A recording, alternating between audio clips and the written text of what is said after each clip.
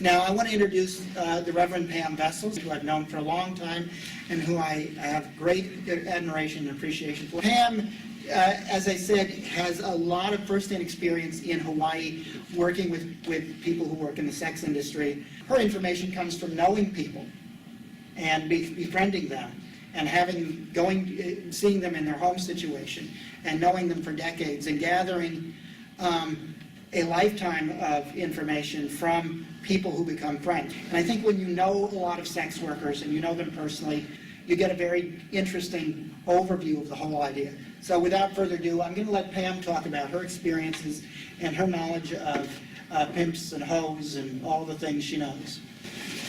I was an outreach worker for the Waikiki Health Center for 10 years. I worked on the street at night, 5 nights a week, with sex workers and injection drug users. And for 5 years, I was the executive director of Hale Hoomaka Na Wahine, Home for the Rebirth of Women, which was a transitional program for women and transgender who had made the decision to exit sex work. Now, even though that was a while ago, I have still continued to be involved with sex work and sex workers by being an advocate and attending the national and international conventions and workshops on sex work. I've also helped an anti-trafficking group in Thailand put on the first ever conference on children and Asian tourism. You know, when I first went out on the street and first started working with sex workers, I believed what I read about sex work, and I had absorbed all the mythology around sex work. I believed that all sex workers were controlled by pimps, that they were regularly beaten, that they were hooked on drugs and forced to work. I believed that the average entry age for a sex worker in the United States was 14 years old. I believed that, and I told people that. And over the years, I realized that pieces of that were true. And I began to realize that when I thought about sex work, I had to change my framework. Because some of the things that I was seeing and experiencing with sex workers didn't fit in to all those myths I had inside. And so I came up with the analogy of sex work and the military. When you say the military, you think of all these different things. And it includes a lot of different things. Being the Army, the Navy, the Coast Guard. You can be in war. You can work in a PX. There's all different kinds of things. You can be exposed to a great deal of danger, and you could have never fired a gun. Same way when you talk about prostitution. Prostitution exists on a lot of different levels. And so you have prostitutes who've never been beaten, who don't use drugs, who've never walked the street, who are members of the PTA, and you have prostitutes who are children. Okay?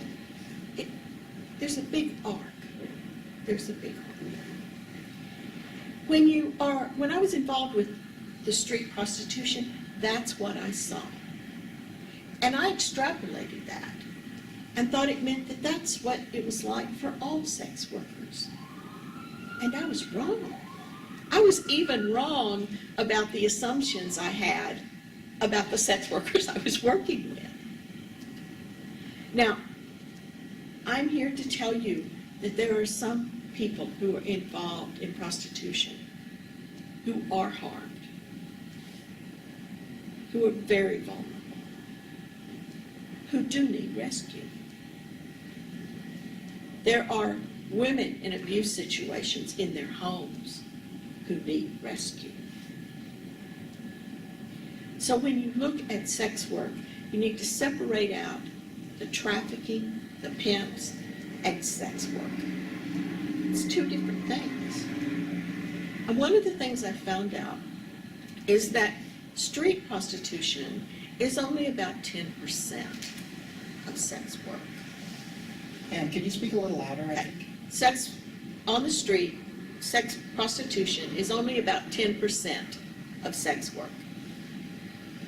10%.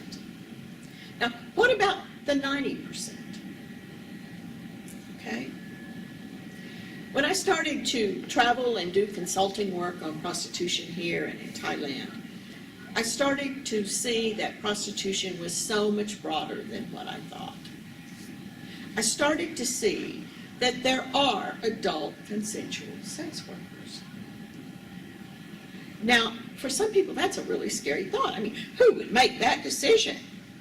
Well, I'm here to tell you a lot of people make that decision every day. They make it on their own. They're college graduates, some of them. I know a woman with a PhD who used prostitution to get her PhD, and she still dabbles. She still dabbles.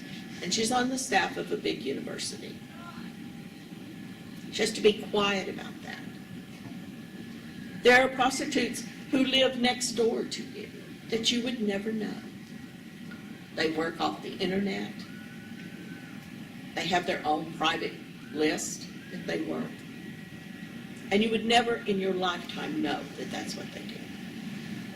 People always talk about how dangerous it is to be a sex worker. And why would you want to do something that puts you in so much danger?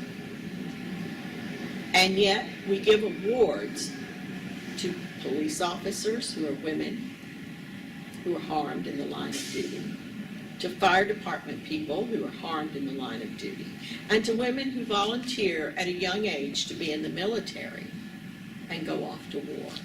Those are all extremely dangerous situations to be in, and yet they choose to do it and are rewarded for it. I don't want you to think that abuse does not occur within sex work, because it does, particularly on the street. But even as I say that, that does not mean that every sex worker that you meet who's on the street, even who has a pimp, is being abused. Because I can tell you for sure that is not always what happens. And I know this because I have been in their homes. I have babysat their children. And I know the man who is their quote-unquote pimp. Now, there are dirty, rotten so-and-sos out there who do prey on vulnerable young people and put them on the street, yes. And everything in the world should be done to help these people. But that does not mean lumping the whole spectrum of sex work and saying things like, even if you are an adult consensual sex worker, whether you realize it or not, you're being trafficked. And this is something I've heard locally. Trafficked.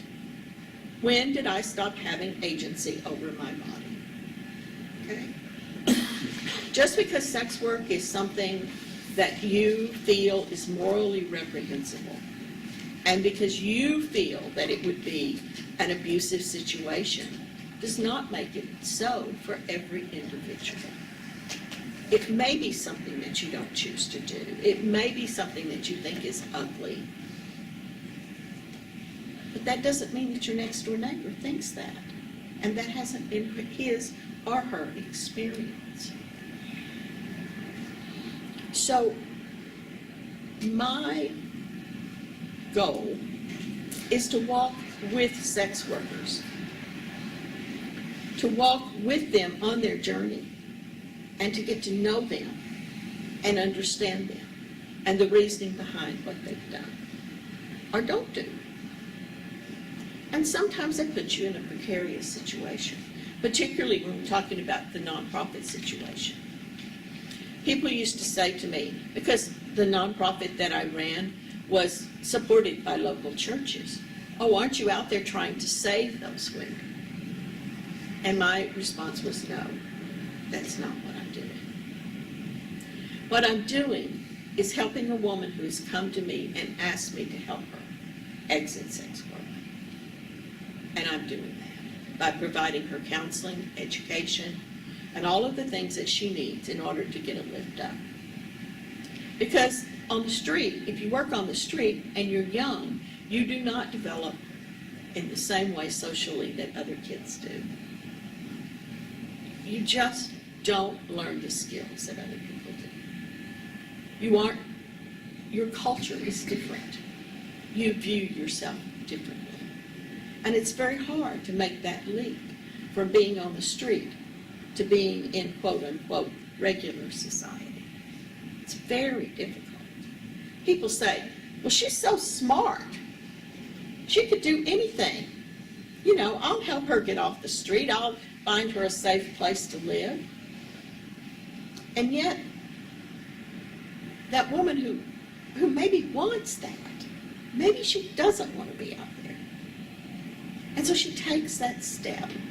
And she realizes, first of all, that she probably has a record and she has to clean that up, if it's even possible to do that.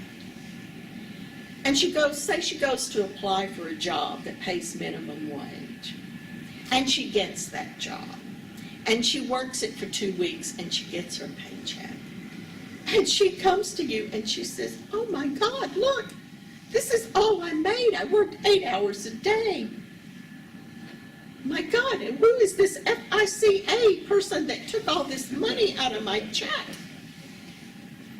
I could have done a blowjob and made this much money, and it would have taken 15 minutes. You know, not to mention the fact that she has to learn how to dress differently, wear her hair differently, her makeup differently. And all of a sudden, every friend that she had is gone. So she's totally alone and dependent upon you. And it's very difficult to make that leap. So that's one sex worker story. There's another one of a woman who's a UH dancer who tricks. She's going to college. She has a good home. She's not been sexually abused. And that's another myth, that all sex workers have been sexually abused as children. That's not true. Many of them on the street have, yes, the young ones. Because why are they out on the street at 14 and 15? They ran away from an abusive situation, and they're vulnerable. And the reality is, on the street, if you're a kid, whether or not you are a sex worker or not, you will not be on the street longer than 2 weeks before you have sold or bartered your body. And that's just a fact. Has nothing to do with being a sex worker. It's called survival sex. There's such a discrepancy between those things. And what happens today in America is that people lump them all together, and they call it trafficking. And the truth is, there is a lot of money out there. And the truth is, there are no firm numbers. There just aren't. And if anybody tells you that umpteen thousand women are trafficked in and out of Honolulu every year, you need to think again. It's not true. Does that mean it never happens? No. I'm sure it does happen. I personally have known people who have been brought here for the purposes of prostitution. Now, they weren't necessarily forced to come here for the purposes of prostitution. They came here because the money was good. And the weather. And the weather. And the tourist. You know. And so, prostitution's a big subject. And it's a subject that deserves a lot of attention. But it also deserves to be looked at on all of its different levels. And not everyone lumped into one. I can assure you that if I am a sex worker, say in Taiwan, and I hear that I can make a lot more money if I come to America to work, and I come to America, and I'm working as a sex worker, even though I've had to get here by some nefarious means, and I get caught I am going to tell you that I was trafficked. Seen it myself. I'm going to swear that I thought I was coming here to work as a nanny. I thought I was coming here to work in a restaurant. And lo and behold, I ended up in this horrible situation. Because it is going to be easier for me if I tell you that. And because of all the news and you're going to believe that. And that's going to be easier on me. Now, does that mean that women are not brought here for the purposes of prostitution? Yes, they are. But if you look at the numbers, even here with the FBI and the police department, the numbers of people convicted of sex trafficking is very, very low when you look at the number of people that are involved in prostitution. And here in Hawaii, we don't even look at places like the hostess bars, the massage parlors, all of those things where sex work on one level or another may or may not be occurring. And I've done that. I had a contract for 1 year to go into the hostess bars. And I can honestly say I met a lot of women during that year. And I did not meet a woman who was forced or brought here in a cattle car or in a container or whatever like you see on television. And I have met women who worked in those situations, who were here illegally, who were deported, who then a year later I saw again, and I'm like, hey, I thought you were kicked out of America.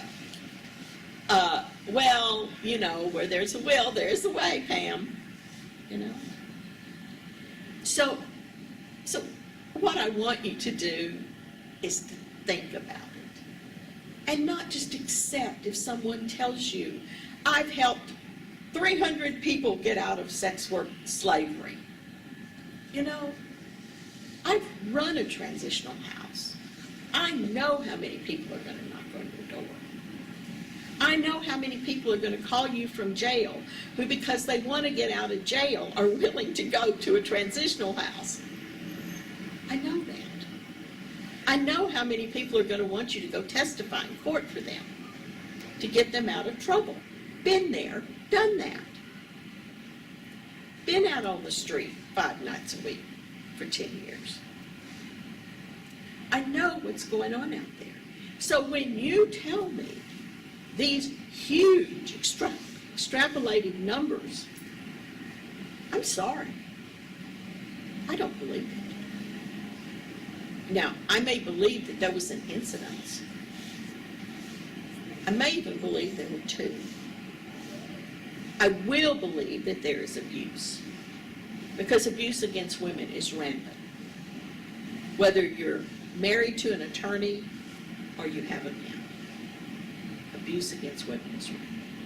So I'm going to believe portions of it. But when you hit me with those big numbers, I'm just going to think, I don't think so. I don't think so. I know women who are working on the street in Waikiki. I know men who are working on the street in Waikiki and downtown. I know transgendered people who work on the street. These aren't random people that I've met. These are people I know. People I eat with. People I babysit their children. You know? It's personal for me. It's personal for me. And do I want any of them to be abused in any way? No, I don't. I don't. In no way, shape, or form. Could you please address the issue of domestic minors? Domestic minors? In the sex trade? There are minors who are caught up in the sex trade. And I will tell you one thing that I saw and documented. Many times, I shouldn't say many, there are women each year who are murdered by tricks. And when I was working in Waikiki, there were a couple of women who were murdered. Well, actually, there were more than a couple. All by tricks, the men who paid them. And they were young. They weren't minors, but they were young. And they had been in the game since they weren't minors. And I looked high and low to find their parents. Because most sex workers have to use fake names and they have fake IDs and everything. And interesting, what I found out was that these two women were special ed children. There's obviously a need for a facility. which is There is what you're trying to definitely do. a need for a But facility. what we'd recommend is that you don't label the facility as for trafficking victims who are young, but for all people who are out there who are young in that situation. Because what you're doing, if you're saying if you're a victim, you get a benefit, but if you're not a victim, you don't want to do that. Again, a lot of the people may not determine that they're victims, but they may still need services. And what we don't want to have, we don't want to create a situation where we are asking people to become victims to get a service, which is what she was talking about. We want to just offer the service and let people come and take it. The information that we get from the youth outreach people who do the street outreach in Waikiki, the Yo Project, who I'm sure you're involved with. And their outreach workers are not giving us that percentage. They're giving us a small percent of people who are controlled by pimps, and a large group of people who are not. But then again, there's a lot of discussion as to what's pimp and what's not. And a lot of people we may see a relationship between this person and this person as a pimp and a prostitute, but they may not define it that way. So that gets to, there's a whole other level of complication. And all that I'm saying is that if you are setting up a program that's defined for this, X, Y, and Z, then you run the risk of having people who are going to claim X, Y, and Z. If you set up the program that just says it's for this, then all the people will come in, and if whatever the problems are, you'll be able to serve everybody, which is, I think, what you want to do. So a large part of the whole problem is what rights do we want to recognize for minors, which give them some power to deal with their situation? What rights do we want to recognize for immigrants to give them some power to deal with their situation? What right do we want to give to adult sex workers to give them some power to deal with their situations? If we're unwilling to give those people any rights, then victimization and exploitation become rampant because you've opened them up. So vulnerable people need to be protected, first of all, from the situation that creates the vulnerability, and rather putting all the emphasis on the people who are exploiting the vulnerability, when so much of what our public policy does creates vulnerability. We don't want to create the vulnerability to begin with. And I can tell you that people used to always say to us, aren't you afraid of the pimps? Do you have to be a hidden place? And we were not a hidden place. We were a house on a regular street. We never hid our location. And I did have one pimp drive up in the driveway and call me and said, I understand that my bitch is with you. And I said the woman's name, and I said, she is here. And he said, well, I want her. And I said to him, I would never come to your home without being invited. This is my home. Mary came here of her own accord. And the door is open. She is welcome to me. She's chosen to be here. And so I would like for you to leave. And he did. He did. And people would